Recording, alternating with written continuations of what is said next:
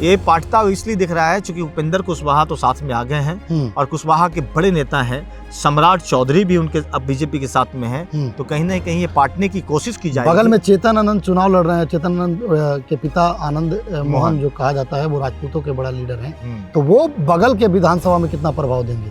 सरवन भुइयां का नाम लिया, सरवन भुइयां ने विरोध जता दिया था और कहा था कि कुटुंबा तो हम जीतेंगे ही, और भी जगहों पर जा करके और हिंदुस्तानी आवाम मोर्चा को हराने का काम करेंगे। जी नमस्कार, मैं चितरंजन कुमार और आप देख रहे हैं सीतियोग न्यूज और हमारे साथ सहयोगी पत्रकार चंदन भारती जी हैं। लगातार हम लोग विधानसभा पर चर्चा कर रहे हैं, अलग अलग विधानसभा में क्या कुछ माहौल है वह भी बताने का प्रयास कर रहे हैं। हम लोग ज़मीन पर भी उतर रहे हैं और लोगों से ओपिनियन ले रहे हैं, क्या कुछ उनके मन में, क्या कुछ उनके दिमाग में चल रहा है वह भी जानने का प्रयास कर रहे हैं। ऐसे में हम लोगों ने कुटुंबा से भी ओपिनियन लिया और लोगों से जानने का प्रयास किया कि क्या कुछ बात है, क्या कुछ निकल कर आ रहा है। इस पर खास बातचीत करेंगे चंदन भारती जी। चंदन भारती जी, हम लोग कुटुंबा में गए थे घूमने, लोगों से जानने का प्रयास किया, लोगों के मन मिजाज में क्या कुछ है, हमारे दर्शक जानना चाहते हैं। सभी दर्शकों को नमस्कार। मैं बता दूं, कुछ चुनाव का समय चल रहा है और चुनाव के माहौल में लोक आस्था का पर्व छठ पूजा भी हुआ, अब तकरीबन खत्म हो गया है और आज से एक बार फिर से जनता के साथ साथ नेताजी भी चुनावी मैदान में है। बिल्कुल, जनता इसलिए क्योंकि चुनाव भी एक पर्व होता है लोकतंत्र में, यानी कि आस्था का महापर्व खत्म होते ही लोकतंत्र का महापर्व शुरू हो चुका है और इसको लेकर सब जगह पूरी तैयारी चल रही है जी। किसकी सरकार बनेगी, कौन मुख्यमंत्री बनेगा, हर चौक चौराहे चाय के टपरी पर ये चर्चा सारेआम है।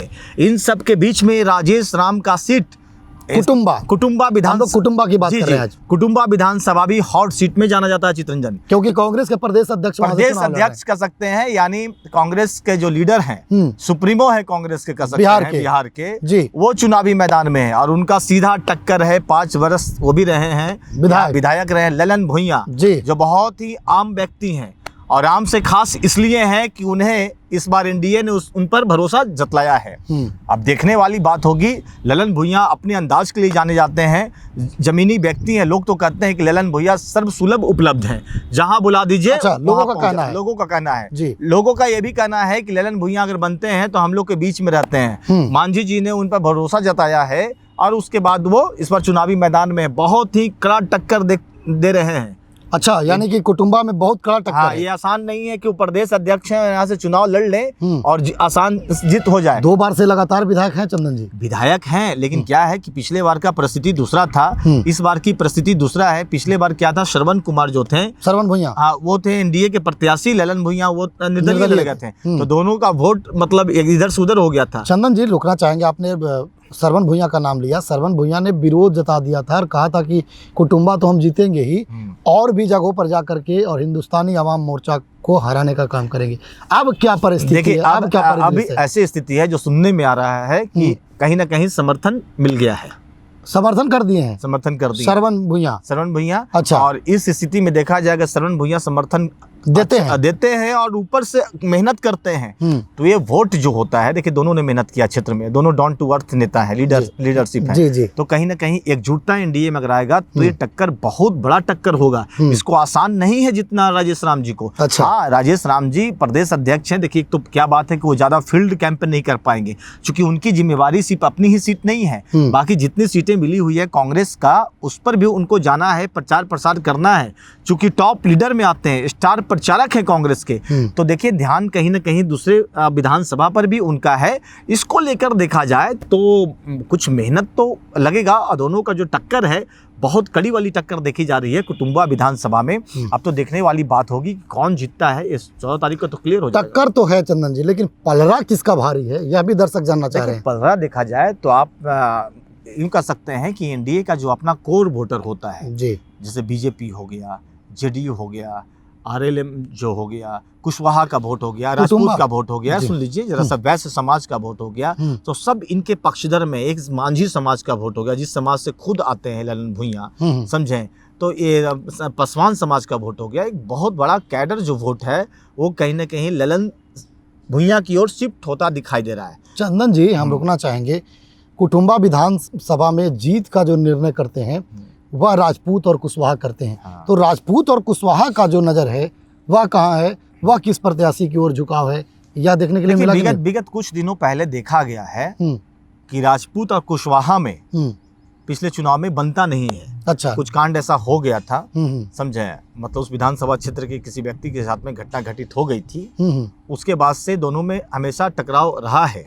हाँ, जमीन पर भी, वोटिंग में भी, चुनाव में भी। लेकिन इस बार जो टकराव की स्थिति आप नहीं देख सकते हैं उतना, लेकिन कुछ भी तो है। ये पाटता इसलिए दिख रहा है क्योंकि उपेंद्र कुशवाहा तो साथ में आ गए हैं और कुशवाहा के बड़े नेता हैं, सम्राट चौधरी भी उनके अब बीजेपी के साथ में हैं। तो कहीं ना कहीं ये पाटने की कोशिश की जाएगी। बगल में चेतन आनंद चुनाव लड़ रहे हैं। चेतन आनंद के पिता आनंद मोहन जो कहा जाता है, वो राजपूतों के बड़ा लीडर हैं। तो वो बगल के विधानसभा में कितना प्रभाव देंगे? कौन? चेतन आनंद और आनंद मोहन। किस विधानसभा? कुटुंबा में कितना? जैसे निश्चित तौर पर वो मतलब राजपूत जो हैं अपने बड़े नेता मानते हैं आनंद मोहन को।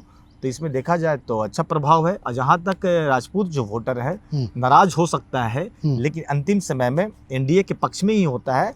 लेकिन कहीं ना कहीं राजेश राम जी जो पर्सनली जो बनाए होंगे अपने निजी, वो वोटर तो उनके साथ रहेगा ही रहेगा। ऐसा कुछ नहीं कि सबका सब वोट ललन भुइयां को ही मिल जाए, एनडीए को मिल जाए। चूँकि राजेश राम भी एक अच्छे विधायक हैं। तो अब काम क्या किए नहीं किए बहुत ज़मीनी बात है। हमेशा तो इधर तो बहुत दिनों से प्रदेश अध्यक्ष हैं, तो जो मैदान होता है, जो अपना क्षेत्र होता है, उसमें आना जाना कम हो ही जाता है। तो इसके लेकर भी नाराज़गी हो सकती है, जिसको एंटी कन्वेंसी भी कहते हैं, जो लगातार 10 वर्ष से है, अगले को मौका भी देना लोग चाहते हैं। अब है कि अब क्या होगा, ये तो देखने वाली बात है। तो देखिए, ये थे हमारे साथ चंदन भारती जी, जो लगातार नज़र बनाए हुए हैं। कुटुंबा पर इन्होंने विस्तार पूर्वक चर्चा किया और कहा कि क्या है जातिगत मामला, वहाँ पर किस जाति के लोग किस पक्ष में हैं, यह भी इन्होंने बताया कि राजेश राम कांग्रेस के बड़े लीडर हैं, प्रदेश अध्यक्ष हैं, शीर्ष नेतृत्व के संपर्क में रहते हैं और उनका काम जो है वह पार्टी में ज़्यादा बढ़ गया। इस वजह से थोड़ा सा वो